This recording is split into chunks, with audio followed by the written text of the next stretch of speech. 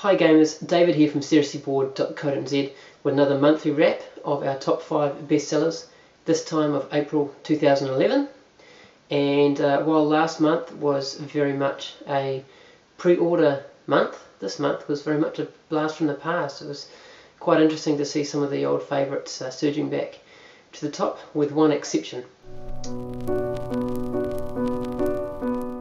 Number 5 was The Settlers of Catan. Now this is a classic. It goes back to 1995. It is for a lot of people the first game that they experience that enables them to break into the modern board gaming hobby, to show them that there are other games out there. And yeah, it is considered a universal gateway game for that sense, as it opens the gate to allow people into the hobby. We still play this every once in a while. It's still got a lot of life in it yet, and continues to sell strongly.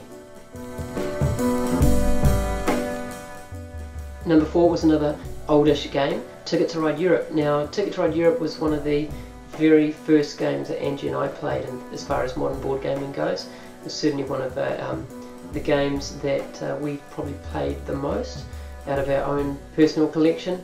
My mum raves about this game. My mum just can't get enough of it. Every time we visit her, we make sure we take along a copy of Ticket to Ride Europe.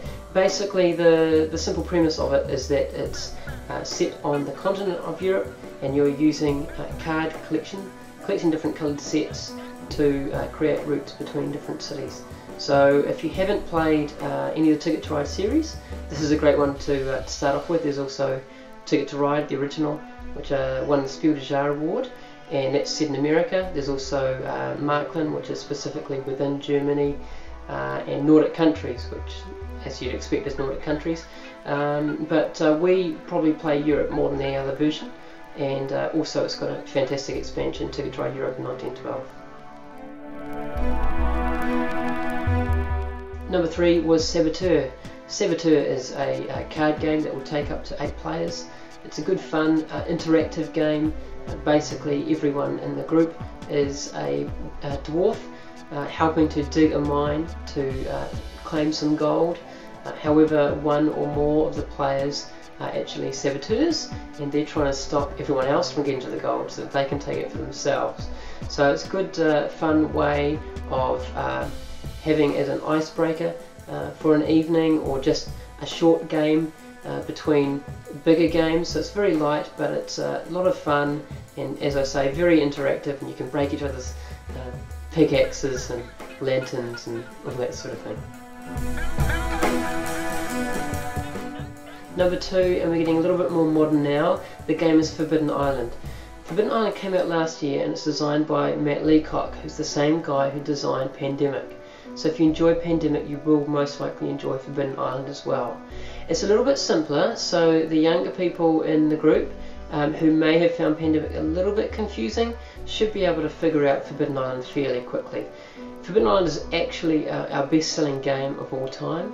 The basic premise of it is that you are a group going to an island, and you're trying to get all the treasures and artifacts and valuable things off that island before it slowly sinks beneath the waves. So it's good fun, and was, as with all cooperative games, a great excuse for the family to get together and try and problem solve something together. It's fantastic. Number 1, and still number 1, is Seven Wonders. This is the only game to survive from last month's top 5. It is a pre-order. It hasn't arrived yet. In fact, it's had quite the story trying to get here. It was originally supposed to arrive in January. It's now May, but it is going to arrive in about 2 weeks' time. So we've placed our order, and it is on its way. So for those people who have pre-ordered this game, thank you so much for your patience. It will be rewarded. You will get the game, we promise. So that's fantastic. Seven Wonders is a civilization game where it's a card-based game where you're trying to build wonders, and but you're also trying to scrap with your neighbours and but build buildings and all those sorts of things.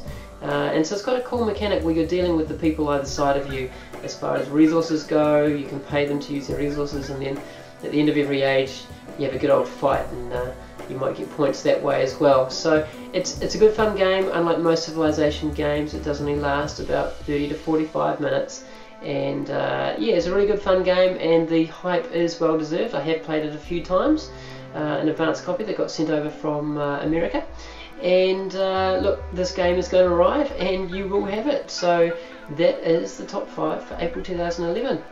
Thank you so much for listening, and we look forward to seeing you around, maybe commenting on the blog at seriouslybored.co.nz, or having a chat to us at facebook.com/seriouslybored.